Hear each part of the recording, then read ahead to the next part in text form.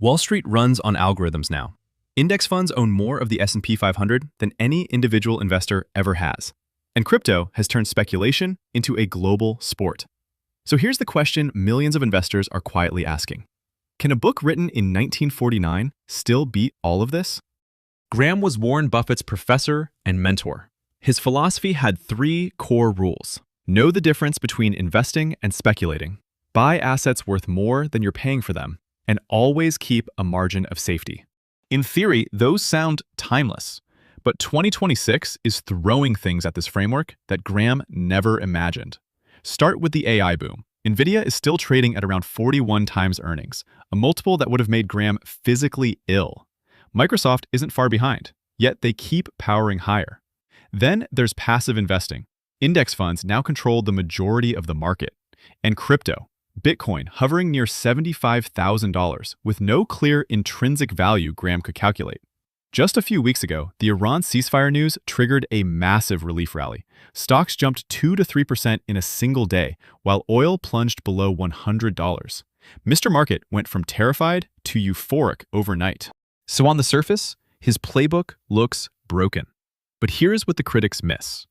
Graham's most important insights were never about market mechanics. They were about you.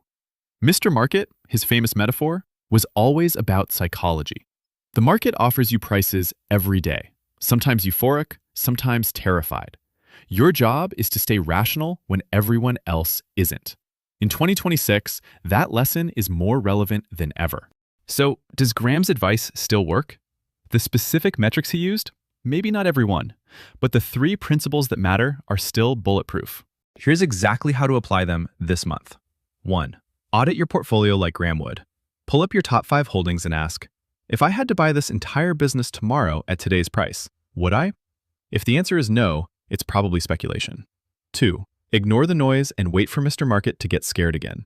The post-ceasefire rally feels great, but when the next dip hits, and it will, treat it as a sale instead of panic selling. 3. Build your own margin of safety. Only buy when a stock is trading at least 30 to 50% below what you calculate its fair value to be. Those aren't market rules. They're psychological ones. And human psychology hasn't changed since 1949. If this made you think differently about investing, drop your biggest takeaway in the comments. I read every single one. Subscribe and hit the bell. Every week, I break down the world's best finance books into clear, actionable steps so you can actually use them in today's market. Because the best edge you can have in 2026 is understanding it better than everyone else. See you in the next one.